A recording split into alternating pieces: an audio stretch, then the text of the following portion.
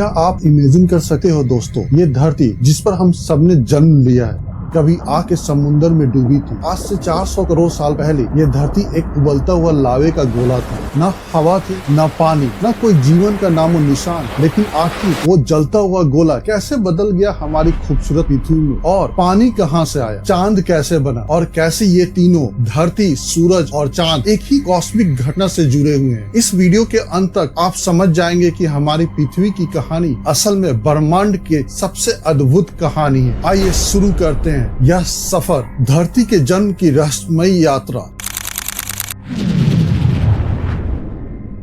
नमस्कार दोस्तों, मैं हूं अभिषेक शरण। दोस्तों, आज से करीब 4.6 बिलियन ईयर्स यानी 460 करोड़ साल पहले की बात है। उस वक्त हमारा सोलर सिस्टम एग्जिस्ट ही नहीं करता था। जहां आज प्लैनेट घूमते हैं वहां था सिर्फ डार्कनेस, साइलेंस और एम्प्टी स्पेस। उस एंडलेस स्पेस में तैर रहा था डस्ट और गैस से भरा एक बड़ा सा बादल। इस बादल को साइंटिस्ट ने नाम दिया सोलर नेबुला, जिसे हम हिंदी में सौर निहारिका कहते हैं। दोस्तों, इस बादल में कई तरह की गैसें मौजूद थी, लेकिन सबसे अधिक मात्रा में हाइड्रोजन और हीलियम पाई गई, यानी वही एलिमेंट्स जिससे यूनिवर्स की शुरुआत हुई। ये बादल अरबों सालों तक स्पेस के अंधेरे में शांति से घूमती रही, जब तक कि एक दिन कुछ ऐसा नहीं हुआ जिसने सब कुछ बदल दिया। अचानक से एक दिन होता है बड़ा धमाका। हाँ दोस्तों, आपने सही सुना, बड़ा धमाका। दोस्तों, मैं बिग बैंग की बात नहीं कर रहा हूँ, मैं बात कर रहा हूँ सुपरनोवा एक्सप्लोजन की। एक ऐसा धमाका जिसने इस शांत नेबुला को हिला दिया। लेकिन दोस्तों,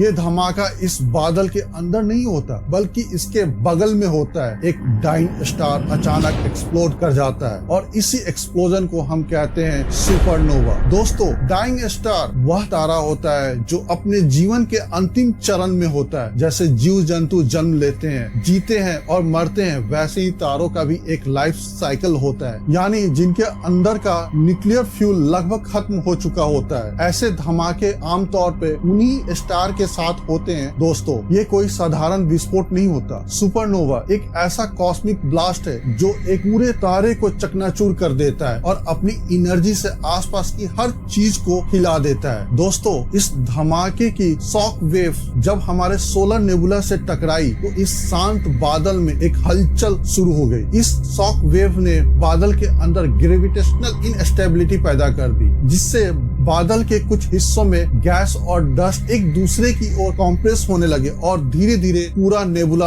अंदर की ओर सिकुड़ने लगा। और जो गैस और धूल थी वो रोटेट करने लगी और गोल गोल घूमते हुए एक रोटेटिंग डिस्क का रूप लेने लगी। इस फ्लैट घूमती हुई डिस्क को हम प्रोटोप्लैनेटरी डिस्क कहते हैं। दोस्तों, प्रोटो का मतलब होता है पहला या स्टार्टिंग पॉइंट, यानी यह वही डिस्क थी जो प्लैनेट बनने से पहले की डिस्क। दोस्तों, आप अपने स्क्रीन पे एनिमेशन देख सकते हैं, कुछ इस तरह दिखती होगी प्रोटोप्लैनेटरी डिस्क। दोस्तों, क्योंकि ये डिस्क चपटी हुई है, फ्लैट है, यही कारण है कि हमारा सोलर सिस्टम आज भी फ्लैट स्ट्रक्चर में है, क्योंकि इसकी शुरुआत ही एक फ्लैट रोटेशनल डिस्क से हुई थी। दोस्तों, आपने कभी नोटिस किया है हमारे सोलर सिस्टम के सारे प्लैनेट्स, चाहे वो मरकरी हो या नेपटून, सब सन के अराउंड गोल गोल घूमते हैं। और हैरानी की बात यह है कि ये सब लगभग एक ही प्लेन में घूमते हैं। ऐसा नहीं कि कोई प्लैनेट बहुत ऊपर या नीचे ऑर्बिट कर रहा हो, सब एक ही फ्लैट लेवल में है। और इसका कारण है वही प्रोटोप्लैनेटरी डिस्क, जिससे इन सब की शुरुआत हुई थी। अब इस डिस्क के बीचों बीच जहां गैस और डस्ट सबसे ज्यादा जमा हो गई थी, वहां पर प्रेशर और टेम्परेचर लगातार बढ़ते रहे, और जब टेम्परेचर एक क्रिटिकल लेवल तक पहुंचा, वहीं पे जन्म हुआ एक प्रोटो स्टार का। दोस्तों, प्रोटो स्टार जो हम पहले भी डिस्कस कर चुके हैं, यानी फिर से वही मतलब कि स्टार के बनने से पहले जो चीज एग्जिस्ट करती थी। दोस्तों, धीरे धीरे नेबुला का सारा मटेरियल ग्रेविटी की वजह से सेंटर की तरफ खींचने लगा, और जैसे जैसे वो अंदर जमा होता गया, टेम्परेचर और प्रेशर बढ़ते गए। एक समय ऐसा आया जब ये पूरा मास इतना ज्यादा कॉन्सेंट्रेटेड हो गया कि वहां पर शुरू हुआ एक न्यूक्लियर फ्यूजन रिएक्शन, यानी हाइड्रोजन एटम्स आपस में मिलकर हीलियम बनने लगे। और यह रिएक्शन लगभग 15 मिलियन डिग्री सेल्सियस के टेम्परेचर पे होता है, और इसी फ्यूजन रिएक्शन के कारण हमारे सूरज का जन्म। यही वो रिएक्शन है जो आज भी सूरज के अंदर लगातार चल रहा है और इसी की वजह से हमें मिलती है धूप, गर्मी और रोशनी हमारी अर्थ पर। दोस्तों, एक्चुअल रिएक्शन डिटेल्स में थोड़ा कॉम्प्लेक्स है, लेकिन अगर सिंपल शब्दों में कहें तो हाइड्रोजन धीरे धीरे हीलियम में बदल रहा है। उस समय लगभग 4.6 बिलियन साल पहले सोलर नेबुला की अधिकांश गैस और डस्ट सूरज में जाकर इकट्ठा हो रहा था और इसी वजह से आज भी हमारे पूरे सोलर सिस्टम के टोटल मास का करीब 99.8% हिस्सा सिर्फ सूरज में है। बाकी जो 0.2% मटेरियल बच गया वो भी बेकार नहीं गया दोस्तों। उसी से बने हमारे 8 प्लैनेट, सैकड़ों मून, हजारों कॉमेट्स और लाखों एस्ट्रॉयड जो आज हमारे सोलर सिस्टम का हिस्सा है। लेकिन दोस्तों, अब सवाल ये उठता है, आखिर ये प्लैनेट्स बने कैसे? ये कहानी भी कम दिलचस्प नहीं है। जो घूमती हुई प्रोटोप्लैनेटरी डिस्क थी, उसके अंदर मौजूद छोटे छोटे धूल के कण आपस में टकराने लगे और एक दूसरे से चिपकने लगे। ये सब हुआ स्टैटिक इलेक्ट्रिसिटी और केमिकल बॉन्डिंग फोर्स की वजह से। शुरुआत में बस छोटे छोटे गुच्छे बने, जैसे किसी ने रेत को हाथों में लेकर दबा दिया हो, और लाखों साल बीतने के बाद ये गुच्छे और बड़े होते चले गए, क्योंकि और भी धूल और गैस के पार्टिकल्स इनसे टकरा कर चिपकते चले गए। धीरे धीरे इनमें से कुछ टुकड़े इतने बड़े हो गए कि उनका आकार सैकड़ों मीटर से लेकर कई किलोमीटर तक पहुंच गया। इन शुरुआती छोटे ग्रहों के बीजों को हम प्लेनेटेसिमल्स कहते हैं, यानी कि प्लैनेट्स का बहुत छोटा टाइनी वर्जन। फिर जब ये प्लेनेटेसिमल्स ग्रेविटी के कारण आपस में जुड़ने लगे तो उनका मास और साइज बढ़ता गया और कुछ तो इतने बड़े हो गए कि वे हमारे चांद के जितने दिखने लगे, तो हम उसे प्रोटोप्लैनेट्स कहते हैं। अब दोस्तों, जो ये सब इकट्ठा होने का प्रोसेस चल रहा था, जिससे छोटे छोटे कण आपस में जुड़कर बड़े बड़े टुकड़े बन रहे थे, इसे हम कहते हैं एक्रिएशन यानी आकर्षण। सीधे शब्दों में बोले तो जब छोटे छोटे मटेरियल्स ग्रेविटी के असर से एक दूसरे से टकराकर चिपकने लगते हैं और धीरे धीरे मिलकर एक बड़ी बॉडी बना लेते हैं, तो उस प्रोसेस को कहा जाता है एक्रिएशन। एस्ट्रोनॉमी की भाषा में इसकी डेफिनेशन कुछ यूं है: The coming together and cohesion of matters under the influence of gravitation to form large bodies। यानी कि ग्रेविटी की ताकत से छोटे छोटे कण आपस में मिलकर बड़ी बड़ी बॉडीज बनाते हैं।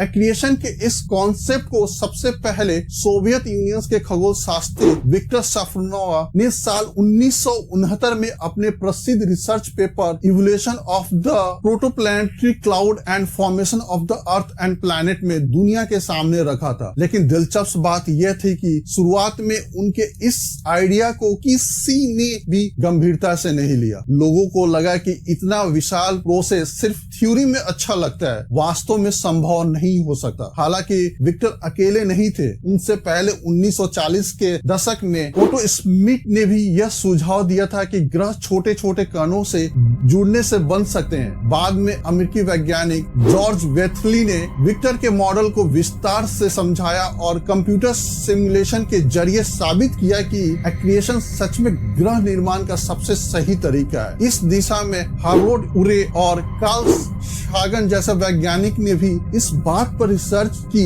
कि कैसे केमिकल रिएक्शन और हाई एनर्जी इंपैक्ट ने प्रोटोप्लैनेट को हमारे जैसे ग्रहों का रूप दिया। फिर 1980 तक आते आते विक्टर का एक्रिएशन मॉडल पूरी साइंटिफिक कम्युनिटी में स्वीकार कर लिया गया और आज आधुनिक टेलीस्कोप और स्पेस मिशन जैसे हबल स्पेस टेलीस्कोप और ALMA ऑब्जर्वेटरी, इन सब ने बार बार यह प्रोसेस ब्रह्मांड के कई हिस्सों में होते हुए देखा है, जहां धूल और गैस की घूमती हुई डिस्क से नए नए तारे और ग्रह जन्म ले रहे हैं। यानी विक्टर का सपना अब सिर्फ एक थ्योरी नहीं बल्कि एक ऑब्जर्व रियलिटी बन चुका था। खगोल शास्त्री ने बाकी सोलर नेबुलास में ये देखा कि धूल के छोटे छोटे पार्टिकल्स बहुत तेजी से इकट्ठे हो जाते हैं। सिर्फ कुछ हजार सालों में ही ये कण एक दूसरे से चिपक कर 1 सेंटीमीटर तक के पार्टिकल्स बना लेते हैं। क्योंकि ये प्रोसेस अलग अलग स्टेज में देखा गया है, इसलिए वैज्ञानिक अब यकीन से कहते हैं कि लाखों सालों बाद यही छोटे कण धीरे धीरे जुड़ते हुए बड़े बड़े प्लैनेट्स बन जाते हैं। और इस पूरी प्रक्रिया का सबूत हमें मीटियोराइट्स यानी उल्कापिंडों में भी देखने को मिलता है। जो मीटियोराइट्स धरती पर गिरते हैं, जब साइंटिस्ट उन्हें स्टडी करते हैं तो उनके अंदर बहुत पुराना मटेरियल्स मिलता है। उनमें सबसे खास चीज होती है कांड्यूल, धूल और चट्टान के छोटे छोटे टुकड़े जो ग्रह बनने से पहले के समय के हैं। इन कांड्यूल्स में यूरेनियम और हैफनियम जैसे रेडियो एक्टिव एलिमेंट पाए जाते हैं। इन्हीं एलिमेंट की मदद से साइंटिस्ट उनकी उम्र का पता लगाते हैं और समझते हैं कि ग्रह कब और कैसे बने थे। वैसे दोस्तों एक बहुत इंटरेस्टिंग फैक्ट ये है कि हमारी पृथ्वी पर पाए जाने वाला यूरेनियम हमारे सोलर सिस्टम से भी पुराना है। साइंटिस्ट के मुताबिक ये करीब 6 बिलियन साल पुराना माना जाता है। इसका मतलब है कि यूरेनियम किसी सुपरनोवा यानी किसी पुराने तारे के विस्फोट में बना था और वही मटेरियल्स बाद में हमारे सोलर सिस्टम का हिस्सा बना। साइंटिस्ट ने जब इन सारे मटेरियल्स और धूल और प्लेनेटेसिमल्स के टकराने की जानकारी को मापा और कंप्यूटर में डाला तो उन्होंने कई सिमुलेशन बनाए जिनसे पता चला कि इनसे प्रोटोप्लैनेट्स बनने में लगभग कई करोड़ साल लग गए होंगे। अब दोस्तों अगर हम अपनी धरती की बात करें तो ये जो छोटे छोटे प्रोटोप्लैनेट्स और प्लेनेटेसिमल्स थे इनके बीच अक्सर जबरदस्त टकराव होते रहते थे। ये कोई छोटे मोटे टकराव नहीं थे, इनमें इतनी एनर्जी निकलती थी कि चट्टानें पिघल जाती थी और इनके ऊपर लावा के समुद्र बन जाते थे। जैसे जैसे ये प्रोटोप्लैनेट्स आपस में टकराते गए उनका साइज बढ़ता गया और ग्रेविटी के असर से उन्होंने धीरे धीरे एक गोल शेप लेनी शुरू कर दी और ऐसे ही कई टकराव और लाखों सालों की प्रोसेस के बाद जन्म हुआ हमारे धरती का। हाँ दोस्तों, हमारी धरती का, आपने सही सुना दोस्तों। वो समय बहुत ही खतरनाक था। धरती पे लगातार बमबारी हो रही थी। कभी कोई छोटा प्रोटोप्लैनेट टकरा जाता तो कभी कोई प्लेनेटेसिमल्स आकर टकरा जाता था। धरती का कोई हिस्सा ऐसा नहीं था जहां टकरे और विस्फोट ना हो रहे हो। हर जगह आग, लावा और धुआं, जैसे मानो पूरी धरती एक जलता हुआ गोला हो। इस दौर को वैज्ञानिक हेडन ईओन कहते हैं। ईओन का मतलब होता है बहुत ही लंबा अनिश्चित समय और हेडन नाम आया है ग्रीक गॉड हेड से जो अंडरवर्ल्ड यानी नर्क के देवता माने जाते थे। अब आप समझ ही सकते हैं कि इस नाम को क्यों चुना गया, क्योंकि उस वक्त धरती सच में नर्क जैसी दिखती थी। यह समय लगभग 4.6 बिलियन साल पहले से लेकर 4 बिलियन साल पहले तक चला। धरती का सबसे उथल पुथल भरा और आग से भरा दौर। दोस्तों सोचो जरा, उस वक्त जो चीजें धरती से टकरा रही थी वो कोई छोटे पत्थर नहीं थे। कुछ ऑब्जेक्ट 100 किलोमीटर तक बड़े थे तो कुछ तो 200 किलोमीटर के विशाल पत्थर जैसे। जब ये धरती से टकराते थे तो इतनी भयानक एनर्जी निकलती थी कि जो भी चट्टानें उस वक्त धरती पे मौजूद थी सब पिघल जाती थी। पूरी सतह पर लावा की नदियां बहने लगती थी और ये पिघला हुआ मटेरियल्स बार बार दबता और फिर पिघलता रहता था। ऐसा लगता था मानो धरती के ऊपर एक जलता हुआ नर्क जैसा समुद्र फैला हुआ हो। कमाल की बात है दोस्तों, यही नर्क जैसा समय असल में वो वजह बना जिसकी वजह से धरती पे पानी आया।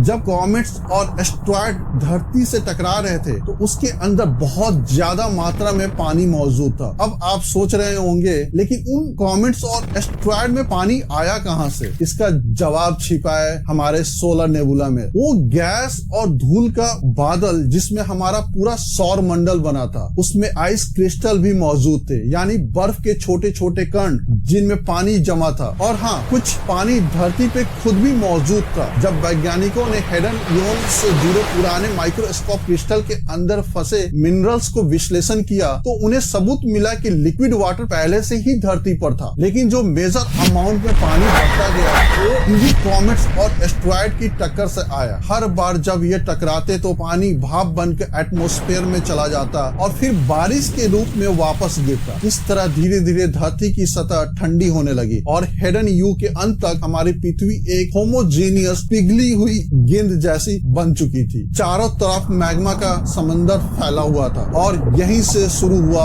अगला बड़ा चरण, डिफ्रेशिएशन का सिलसिला, जहां धरती ने अपनी लेयर बनानी शुरू की। कोर, मेंटल और क्रस्ट की शुरुआत यहीं से हुई। बिल्कुल सही कहा दोस्तों। अब आपके मन में ये सवाल आना लाजमी है, हमें कैसे पता चला कि सच में उस समय ये सब हुआ था? देखो, इसका जवाब है साइंस की ताकत। साइंटिस्ट ने इस रहस्य को समझने के लिए कई टेक्निक्स इस्तेमाल की है। पहली टेक्निक की बात करो, पहली थी रेडियो मैट्रिक्स डेटिंग। पुराने पत्थर और मिनरल्स को स्टडी करके उनसे मौजूद रेडियो एक्टिव एलिमेंट्स जैसे यूरेनियम, लीड और पोटेशियम से उनकी उम्र का पता लगाया जाता है। इसी से हमें मालूम होता है कि कुछ चट्टानें 4 बिलियन साल से भी ज्यादा पुरानी है। दूसरा है कंपैरेटिव प्लेंटोलॉजी। साइंटिस्ट बाकी ग्रहों जैसे मार्स, वीनस और मरकरी को देखकर उनकी सतह, वातावरण और संरचना की तुलना करते हैं। इससे अंदाजा लगाया जाता है कि हमारी अर्थ कैसे बनी और इवॉल्व हुई। थर्ड है कंप्यूटर सिमुलेशन। जो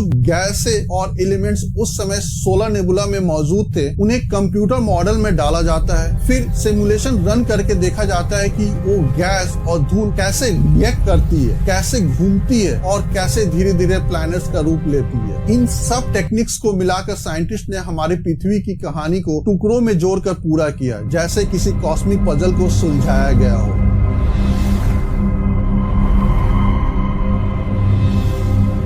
बिल्कुल दोस्तों, आज के दिन हम जब जानते हैं कि हमारी पृथ्वी की 3 मुख्य लेयर्स है, क्रस्ट, मेंटल और कोर, लेकिन दिलचस्प बात यह है कि ये लेयर्स एकदम से नहीं बनी थी। हेडन इयोन के आखिर तक आते आते धरती का क्रस्ट यानी ऊपर की ठंडी परत बनना शुरू हो चुका था, मगर ये अभी भी अधूरी थी। चारों तरफ अभी भी जगह जगह लावा के समुद्र थे। असल मायनों में धरती के अंदर का ये 3 लेयर वाला ढांचा, क्रस्ट, मेंटल और कोर का क्लियर सेपरेशन अगले युग में जाकर ही पूरी तरह बन पाया। यानी अब हमारी कहानी पहुंचती है धरती के अगले दौर में, जहां हमारी गर्म पिघली हुई अर्थ धीरे धीरे एक स्टेबल प्लैनेट में बदलने लगी। दोस्तों, अब हमारी कहानी पहुंच चुकी है आर्कियन युग में। ये सब आया है ग्रीक वर्ड आर्की से, जिसका मतलब होता है बिगिनिंग यानी शुरुआत। तो इस दौर को आप धरती का वास्तविक जन्म काल कह सकते हैं। ये समय था करीब 4 बिलियन से लेकर 2.5 बिलियन साल पहले तक का। अब सोचो जरा, उस वक्त की पृथ्वी एक उबलते हुए लावे का गोला थी, जिसके अंदर अलग अलग एलिमेंट्स मौजूद थे। जो भारी एलिमेंट्स थे जैसे आयरन और निकल, वो अपने ज्यादा डेंसिटी की वजह से धीरे धीरे नीचे की तरह यानी अर्थ के सेंटर की ओर खिसकने लगे। ठीक वैसे ही जैसे पानी रेत के बीच से नीचे की तरफ रास्ता बनाता है। इसके पीछे एक ही कारण था, ग्रेविटी। इसने भारी एलिमेंट्स को नीचे खींचा और हल्के एलिमेंट्स जैसे silicon, oxygen, aluminium, sodium, potassium धीरे धीरे ऊपर की तरफ आकर इकट्ठे होने लगे। यही अंदर और बाहर का सेपरेशन समय के साथ बढ़ता गया और इसी प्रक्रिया में बना धरती का कोर। जब आयरन और निकल नीचे जाकर एक साथ फ्यूज हुए तो उन्होंने मिलकर धरती का अंदरूनी कोर बनाया। अब यहाँ एक दिलचस्प बात है, धरती के कोर का तापमान आज भी लगभग 6000 डिग्री सेंटीग्रेड तक पहुँचता है। इतनी गर्मी पर तो लोहा पिघल जाना चाहिए दोस्तों, लेकिन धरती के सेंटर में प्रेशर इतना ज्यादा है कि वहाँ आयरन और निकल पिघल नहीं पाता, बल्कि सॉलिड फॉर्म में मौजूद रहते हैं। यानी दोस्तों, आज भी धरती के दिल में वही पुराना जलता हुआ लेकिन ठोस आयरन कोर धड़क रहा है। उस समय पृथ्वी के तापमान के इतने ज्यादा होने के पीछे सिर्फ प्रेशर और ग्रेविटेशनल फोर्स ही कारण नहीं थे, एक और बड़ा कारण था, पृथ्वी की मेंटल लेयर में हो रहा लगातार रेडियो एक्टिव डीके। मेंटल के अंदर यूरेनियम, थोरियम और पोटेशियम जैसे तत्व मौजूद थे जो लगातार डीके हो रहे थे। इसी वजह से अंदर बहुत ज्यादा गर्मी पैदा होती थी और यही गर्मी आज भी पृथ्वी के अंदर ऊर्जा का एक बड़ा स्रोत है। मेंटल लेयर पृथ्वी की सबसे मोटी परत है, जिसकी मोटाई करीब 3000 किलोमीटर से भी ज्यादा है। आज के समय में ये लेयर ठोस रूप में है, लेकिन उस समय ये पूरी तरह पिघली हुई थी, यानी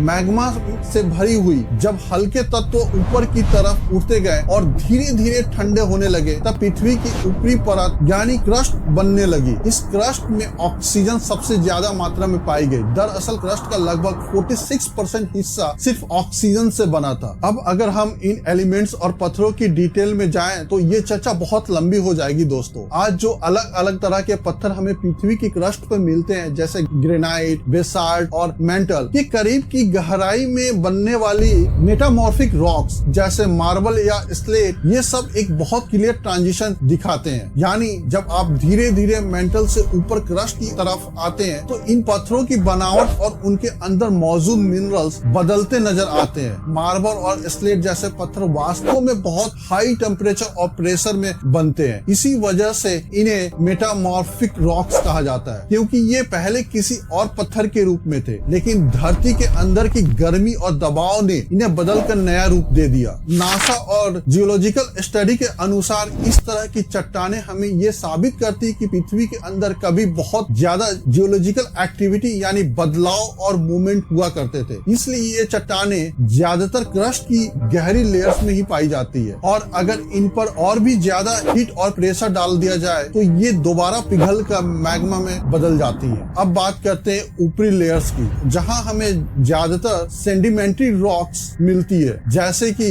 सैंडस्टोन। ये वो पत्थर होते हैं जो लगातार वेदरिंग यानी धूप, हवा, पानी और बर्फ के असर से टूटते और फिर से जुड़ते रहते हैं। धीरे धीरे ये टूटे हुए कण जमा होते जाते हैं और दबाव से नई परतें बना लेते हैं। इसी तरह बनती है सेडिमेंट्री रॉक्स। इसी से एक बहुत इंटरेस्टिंग उदाहरण है कोयला। कोयला भी एक प्रकार की सेडिमेंट्री रॉक्स माना जाता है, क्योंकि ये करोड़ों साल पहले के पेड़ पौधे के अवशेषों से बना है। इसमें हमें दोनों तरह के बदलाव, फिजिकल और केमिकल रिएक्शन देखने को मिलते हैं। नासा और जियोलॉजिकल सर्वे की रिपोर्ट के अनुसार इस तरह की चट्टानें धरती के क्लाइमेट चेंज, हिस्ट्री और लाइफ एवोल्यूशन के बारे में बहुत महत्वपूर्ण जानकारी देती है। तो कुल मिलाकर बात यही है कि दोस्तों कि लाखों करोड़ों सालों तक डिफ्रेंशिएशन का प्रोसेस चलता रहा। धरती के भीतर के एलिमेंट्स अपने डेंसिटी, टेम्परेचर और प्रेशर के आधार पे अलग अलग हिस्सों में बटे रहे, और धीरे धीरे हमारी पृथ्वी ने अपनी जटिल आंतरिक संरचना विकसित की। अब आमतौर पर स्कूल में हम यही पढ़ते हैं कि पृथ्वी की 3 हिस्से में बटी है, क्रस्ट, मेंटल और कोर। लेकिन दोस्तों अगर आप जियोलॉजी को गहराई से पढ़ेंगे तो पता चलेगा कि वास्तव में धरती की 3 नहीं बल्कि 5 मुख्य लेयर्स में बांटा गया है। इनकी फिजिकल प्रॉपर्टीज और मैकेनिकल बिहेवियर को देखते हुए ये 5 लेयर्स है: lithosphere, asthenosphere, mesospheric mantle, outer core and inner core. दोस्तों लिथोस्फीयर यह सबसे ऊपरी ठोस परत है, जिसमें क्रस्ट और मेंटल का ऊपरी हिस्सा शामिल होता है। इसे 2 भागों में बांटा गया है: ओशियन लिथोस्फीयर जो समुद्र के नीचे होती है और पतली होती है, औसतन 100 किलोमीटर मोटी; कॉन्टिनेंटल लिथोस्फीयर जो महाद्वीपों के नीचे होती है और कहीं कहीं इसकी मोटाई 250 से 280 किलोमीटर तक पहुंच जाती है। दूसरा है एस्थेनोस्फीयर, इसके नीचे की परत जो सेमी मोल्टेन रॉक यानी आंशिक रूप से पिघली हुई अवस्था में होती है, यहीं से टेक्टोनिक प्लेट्स धीरे धीरे मूव करती है। तीसरा है मेसोस्फेरिक मेंटल, यह मेंटल का निचला भाग है जो अत्यधिक दबाव और तापमान में भी ठोस बना रहता है। चौथा है आउटर कोर, यह परत पूरी तरह पिघली हुई धातुओं, आयरन और निकल से बनी है। यहीं पर द्रव धातुओं की गति से अर्थ मैग्नेटिक फील्ड उत्पन्न होता है। इनर कोर और अंत में धरती का केंद्र ठोस आयरन निकल से बना हुआ है, जहां तापमान लगभग 6000 डिग्री सेंटीग्रेड तक पहुंच जाता है, लेकिन भारी दबाव की वजह से यह फिर भी ठोस बना रहता है। NASA, USGS, United State Geological Survey और इसरो के शोधों के अनुसार ये 5 लेयर्स एक दूसरे के साथ संतुलन बनाकर धरती की स्थिति और गतिविधियों को नियंत्रित करती है। अब यहीं से शुरू होता है टेक्टोनिक प्लेट्स की कहानी। दोस्तों हमारी धरती की जो ऊपरी ठोस परत लिथोस्फीयर है वो एक सिंगल लेयर नहीं बल्कि कई बड़े बड़े टुकड़ों में बटी हुई है। इन्हें ही हम कहते हैं टेक्टोनिक प्लेट्स। ये प्लेट्स बिल्कुल स्थिर नहीं रहती। इनके नीचे जो एस्थेनोस्फीयर की परत है वो पूरी तरह सख्त नहीं होती बल्कि सेमी मोल्टेन यानी आंशिक रूप से पिघली हुई अवस्था में होती है। यही वजह है कि ये परत प्लेट को ऊपर फिसलने देती है। एक तरह से यह लुब्रिकेंट की तरह काम करती है। एस्थेनो शब्द ग्रीक भाषा से आया है जिसका मतलब होता है कमजोर, वीक। यह परत लगातार मूव करती रहती है और इसी के ऊपर लिथोस्फीयर प्लेट्स धीरे धीरे ड्रिफ्ट करती है। कभी एक दूसरे से टकराती है, कभी अलग होती है तो कभी एक दूसरे के बगल से फिसल जाती है। जहां ये प्लेट आपस में मिलती या टकराती है वहीं पे हमें वोल्केनो और अर्थक्वेक देखने को मिलते हैं। जैसे जैसे ये प्लेट्स रब या कोलाइड करती हैं, धरती की सतह पर कंपन पैदा होता है, जिसे हम अर्थक्वेक कहते हैं। अब बात करते हैं एस्ट्रोस्फीयर की गहराई की। इसकी औसत मोटाई लगभग 140 किलोमीटर मानी जाती है। इसके नीचे आते ही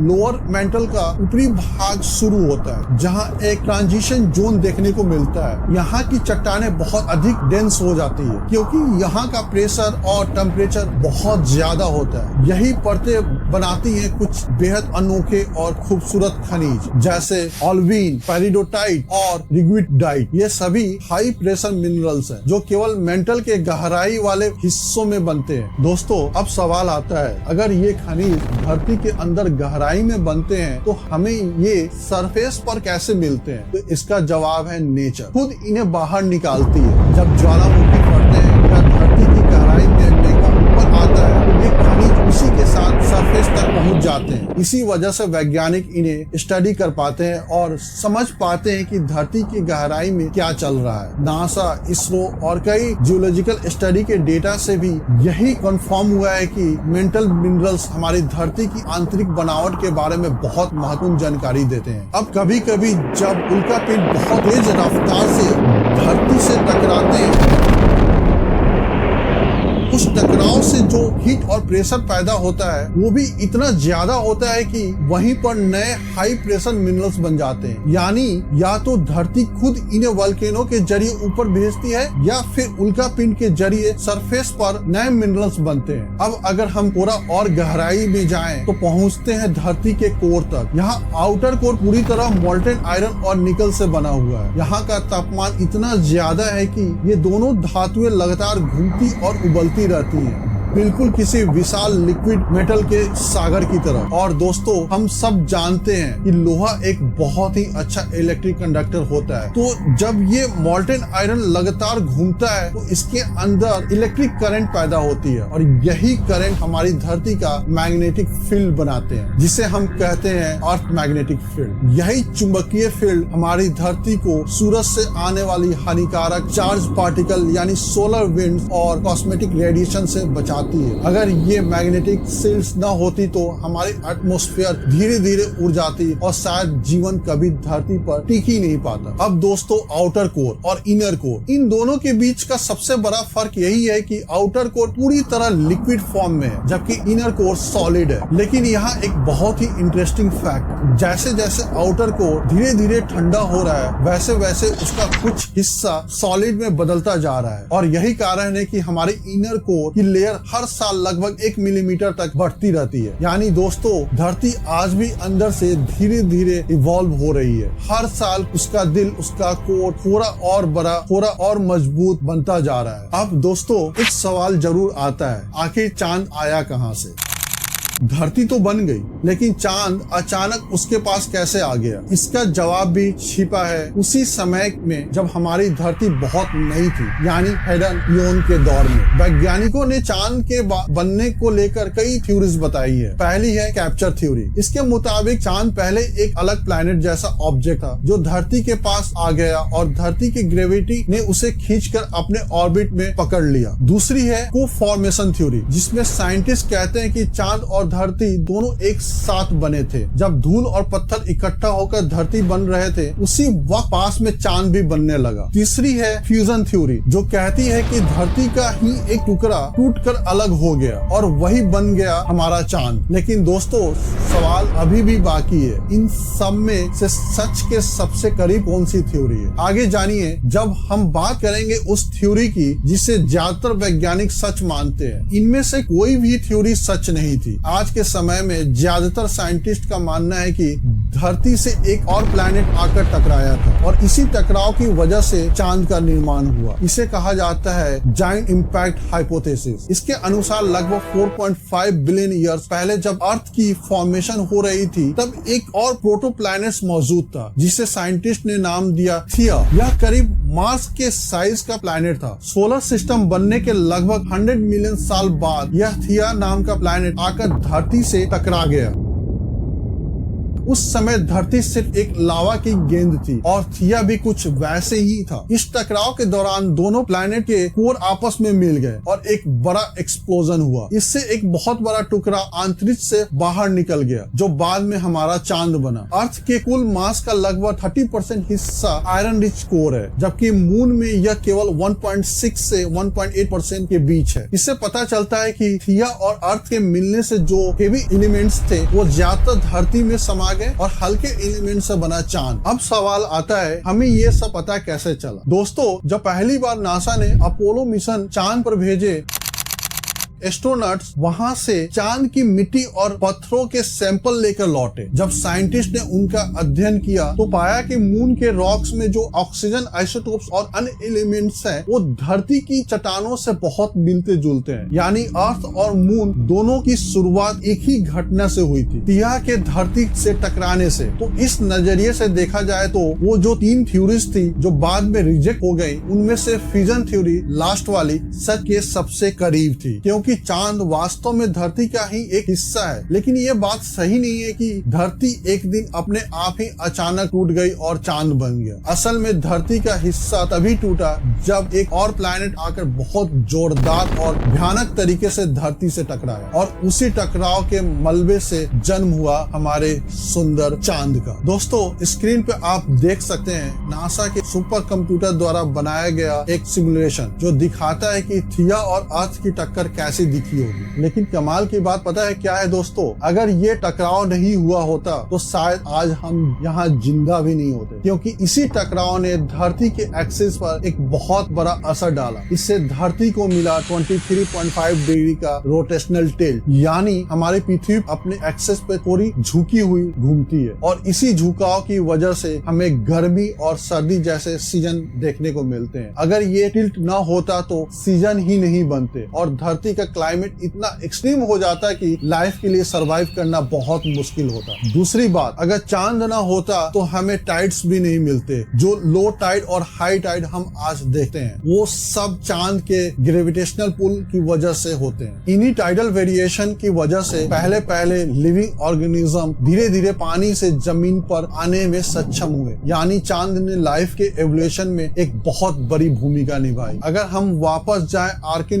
के समय में तो वहाँ और भी कई ऐसे बदलाव हुए जिन्होंने धरती पे जीवन की शुरुआत को संभव बनाया। 3 मेन लेयर्स के अलग हो जाने के बाद धीरे धीरे धरती स्टेबल होने लगी। अब वोल्केनिक एक्टिविटी शुरू हुई, ज्वालामुखी फटे और उनसे निकली भारी मात्रा में water vapour, carbon dioxide, methane और अमोनिया जैसे गैसेज। ये सारी गैसेज ऊपर हवा में जमा होने लगी। यह मिश्रण असल में बहुत खराब था क्योंकि इसमें ऑक्सीजन लगभग नहीं के बराबर थी। लेकिन समय के साथ जैसे जैसे पृथ्वी ठंडी होने लगी वैसे वैसे वाटर वेपर कंडेंस होने लगा। यह कंडेंस्ड वाटर वेपर बारिश के रूप में धरती पर गिरा और करोड़ों सालों की लगातार बारिश के बाद धरती की सतह पर पहले ओशियन बने, वो विशाल महासागर जिन्हें हम आज देखते हैं। लेकिन दोस्तों, ओशियंस के बनने के पीछे एक और कारण भी था जिसका जिक्र मैं पहले भी कर चुका हूँ। धरती पर लगातार एस्टेरॉयड और कॉमेट्स टकरा रहे थे जो अपने साथ आइस और वाटर मॉलिक्यूल्स लेकर आते थे। इन्हीं इम्पैक्ट ने भी धरती पर पानी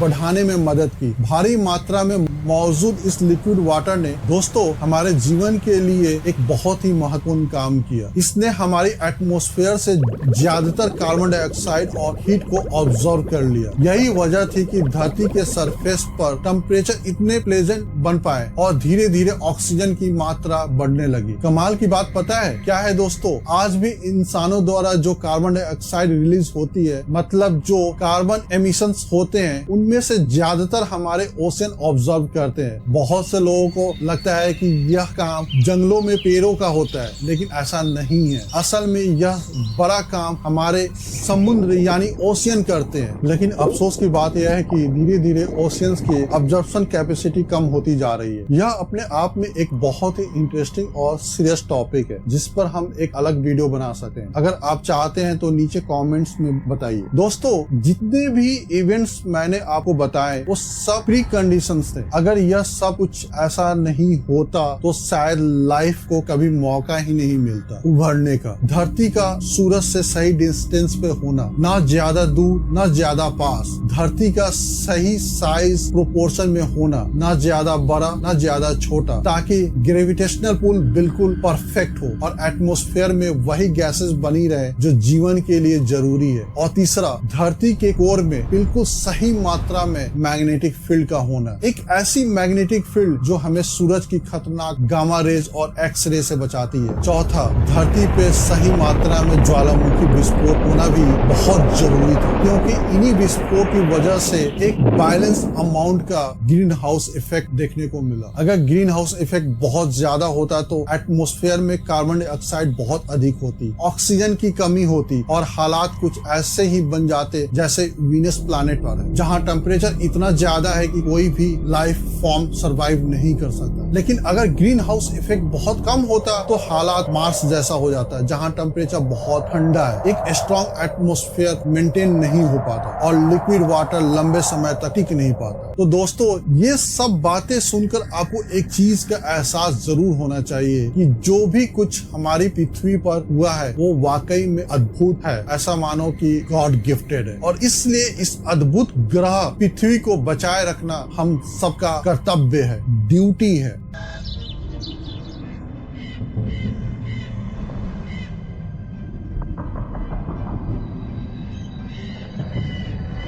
इतनी सारी अलग अलग सही चीजों का एक साथ हो पाना दोस्तों ये इतना रेयर है कि शायद यही वजह है कि आज तक हम कभी किसी एलियन लाइफ को नहीं ढूंढ पाए। अगर ये वीडियो आपको पसंद आया हो तो ये वाला वीडियो जरूर देखिएगा, जिसमें मैंने बताया है कि कैसे एक इंसान 500 साल आगे की सोच रख सकता था। ऐसा लगता था जैसे वो समय यात्रा करके फ्यूचर से आया हो। लियोनार्डो दा विंची, यहाँ क्लिक करके देख सकते हैं। अगर आपको ये वीडियो अच्छा लगा हो तो इसे लाइक जरूर करें, अपने दोस्तों के साथ शेयर करें और ऐसे ही अमेजिंग फैक्ट जानने के लिए चैनल को सब्सक्राइब करना मत भूलिएगा। बहुत बहुत धन्यवाद दोस्तों, मिलते हैं अगले वीडियो में। थैंक यू दोस्तों।